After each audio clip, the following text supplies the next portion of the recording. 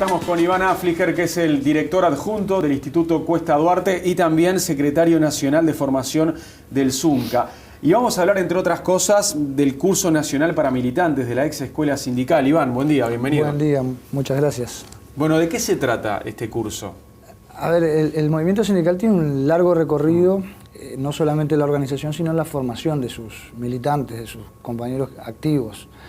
Y la central se encuentra en este momento y en estos últimos años con un escenario de crecimiento explosivo, de crecimiento abrupto, producto de varias causas, pero en particular de leyes que le permitieron la organización sindical con determinadas libertades, es decir, conquistando algunos derechos en materia de organización. La ley de libertades sindicales es una, los consejos de salarios reinstalados es otro, y hay un elemento cultural de transformación también en el sentido de la voluntad de hacer y de ser parte del movimiento sindical, que lo llevó a tener hoy en el orden de los 400.000 trabajadores afiliados. Este crecimiento abrupto implica también la incorporación de decenas de miles, por lo menos, de trabajadores que nunca han tenido experiencia sindical y que nos presenta como movimiento una necesidad expresa de dar formación en distintas áreas. ¿Pero por qué es necesario para el PIT-CNT tener una escuela que forme sindicalistas? En primer lugar, porque el mundo de hoy como el de ayer requiere de un bagaje de conocimientos en distintas áreas para las cuales el militante sindical debe estar preparado. Yo te doy un solo ejemplo que es muy actual.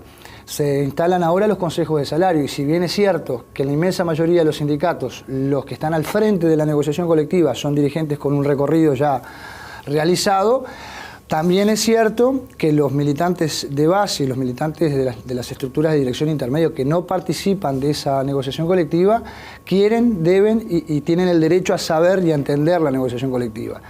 Para esto, la formación sindical no alcanza, es una parte, pero una parte imprescindible desde el punto de vista de la economía que se maneja en la negociación colectiva, desde el punto de vista del recorrido histórico que tiene esa negociación colectiva. No es lo mismo un sector de actividad, te voy a dar el ejemplo de mi sindicato, como el Zunca, que tuvo negociación colectiva hasta bajo gobierno dictatorial, allá por el año 82, 83, 84 inclusive, que sindicatos nuevos que recién surgen como tales y que tienen otro recorrido. La propia central tiene una experiencia larga, acumulada, que hay que transmitir, trasladar, también para dar respuesta a esos nuevos desafíos. Esto con un elemento muy puntual, muy actual, que es el de la negociación colectiva que se está instalando. Otros elementos pueden tener que ver con el derecho a organizarse. Está claro que este escenario institucional es nuevo, recientemente, en términos históricos es nuevo. La ley de libertades sindicales no tiene 10 años todavía de aprobada. Y así otro conjunto de normas que han favorecido la actividad sindical. ¿Desde cuándo existe la escuela? La escuela sindical nace con el propio instituto hace ya más de 10 años. O sea, esto es, este formato que tenemos hoy se ha ido modificando a lo largo del tiempo, pero los cursos de formación sindical nacen con el instituto. ¿Y cuántos sindicalistas actuales pasaron por ahí? Miles. Nosotros tenemos un promedio de entre 1.500 y 1.800 que el instituto registra. Solamente el instituto como tal registra esos, pero también, te cuento, desde los sindicatos como AEU, AUTES, SUTEL, la propia Confederación de Funcionarios del Estado, el Zunca, todos tienen formación sindical en ámbitos propios, que eso determina en el orden de los 6.000 a 8.000 trabajadores por año en instancias de formación sindical. Algunas propias de los sindicatos, con apoyo o no del instituto, siempre a la orden, pero a veces más o menos autónomas, y otras, como las del instituto, ya más centralizadas. ¿Cómo hacen para anotarse los aspirantes? Se inscriben de varias maneras, a través del propio sindicato con los secretarios de formación o a través de la web, en la web de institutocuestaduarte.org.uy. ¿Y hay algún tipo de filtro? El aval sindical. El único filtro que hay es el aval sindical. Puede haber un segundo filtro en el sentido del formato del curso. Por ejemplo, ahora se está desarrollando uno que está claro, es en horario de trabajo. Esto implica que el trabajador que quiera hacer ese curso tiene que tener algún nivel de responsabilidad en su sindicato que le permita tener licencia sindical para no perder horas de trabajo o para por lo menos no ser sancionado por estar haciendo un curso. Claro. ¿Qué requisitos piden ustedes? Esos dos, aval del sindicato y tener para algunos cursos licencia sindical. Hay otros cursos que se hacen fuera de horario de trabajo. Bien, ¿y cuántos son los que están ejerciendo docencia ahí? En el total el instituto debe tener el orden de los 60 trabajadores ejerciendo docencia, de distinto tipo y en distintas condiciones, digamos, hay desde profesionales, te digo, del derecho, o economistas, o profesores propiamente de historia, filosofía, ciencias de la comunicación, hasta militantes sindicales con un recorrido hecho que les permite ser formadores sindicales. ¿Es un solo curso en el año? No, son varios, son varios. En particular el curso nacional, que es el que tiene mayor carga horaria y un programa más diversificado, con más asignaturas, son 210 horas. Es el primero en este formato que estamos haciendo este año, pero viene de atrás. ¿Cuántas por semana de las horas? El total son 80 horas por semana, 2 semanas de corrido, un descanso de un mes, al mes siguiente otras 80 horas, descanso de un mes y al mes siguiente otras 80. ¿Y dónde se realizan las clases? Bueno, ahí estamos trabajando con el BPS, en particular con el Centro de Capacitación del BPS, que nos ha adjudicado algunas salas de formación. Y a ver, ¿hay gente que pierde este curso, por ejemplo, que lo hacen y decimos, mira, ¿no estás preparado para ser dirigente sindical? No, porque el curso no lo prepara para ser dirigente. El curso lo que da son instrumentos, herramientas. Más herramientas. En realidad la preparación del dirigente tiene más que ver con su práctica sindical y con su vínculo con su gremio, que con cursos que pueda hacer. Está claro que los cursos fortalecen, fortifican. Pero acá hay un examen que te diga aprobado o perdiste. No. En todo caso, la evaluación que más en cuenta tenemos es la de la presencia o ausencia, la deserción o finalización del curso. Digamos, esa es la que pesamos nosotros como elemento principal. Y se destacan algunos compañeros en relación a otros también por su propia recorrido y por su propia formación, a veces hasta por su personalidad. Y a ver, recién hablábamos de la cantidad de docentes. ¿Muchos son los sindicalistas conocidos?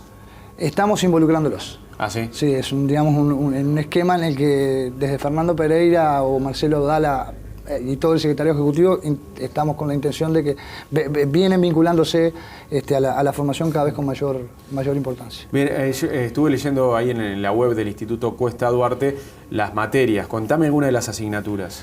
Y te cuento, por ejemplo, economía en sus dos posibilidades, economía política en términos más del punto de vista de la teoría de la economía política, o economía laboral, por lo tanto más aplicada al mundo del trabajo y de las relaciones capital-trabajo. Te cuento historia del movimiento obrero, que en realidad es un componente de la historia nacional, latinoamericana, incluso de historia universal.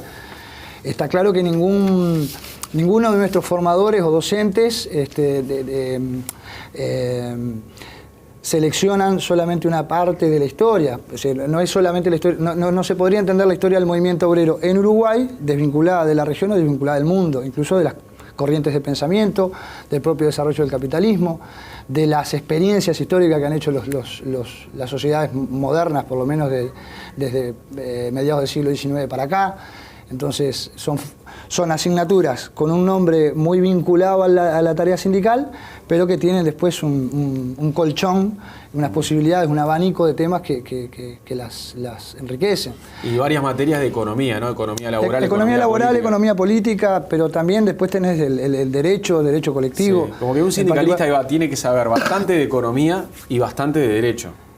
Sí, tiene que saber. Tiene que aprender y también tiene que construir, porque está claro que el derecho, que es una construcción humana histórica, también lo construyen los sindicalistas. Yo te voy a dar un ejemplo. La ley de responsabilidad penal empresarial, por meternos en un tema que fue polémico, seguramente está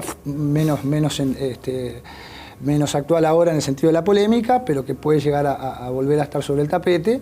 Está claro que es una construcción del movimiento sindical, además de que hayan participado, por supuesto, juristas, abogados y los propios legisladores, que son quienes legislan, en última instancia quienes construyen la ley al final, pero el trabajador o el militante sindical tiene que saber y además tiene que construir herramientas legales, tiene que construir herramientas económicas, tiene que construir herramientas de comunicación, para darte otra de las asignaturas que trabajamos, que es la comunicación y la información. Para eso hay materias prácticas, ¿hacen la típica de un debate o un media training con alguien que los entrevista? En realidad ahí lo que intentamos es mostrar el mundo de los medios hoy, su vinculación con el poder económico o con las estructuras económicas, y trabajar en la cuestión práctica cómo se comunican los sindicatos con. en primer lugar con sus propios trabajadores, en segundo lugar con la sociedad en su conjunto, y después o con instituciones, por ejemplo. Sí.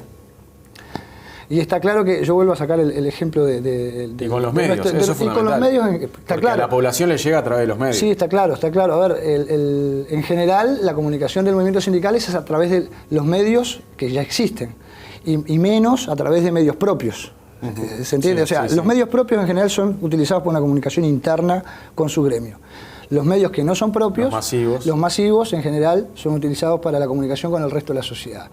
Está claro que el movimiento sindical tiene un enorme desafío ahí, entre otras cosas, la propia asignación de una señal de televisión, por ejemplo. Pero esa es otra de las asignaturas que trabajamos. Yo te voy a dar el ejemplo del sindicato del que vengo, o en el que estoy, que es el Zunca. Ha hecho un esfuerzo, por lo menos en los últimos años, en materia de comunicación importante, también generando contenidos desde su propia Secretaría de Comunicación y generando posibilidades de comunicación extra gremio.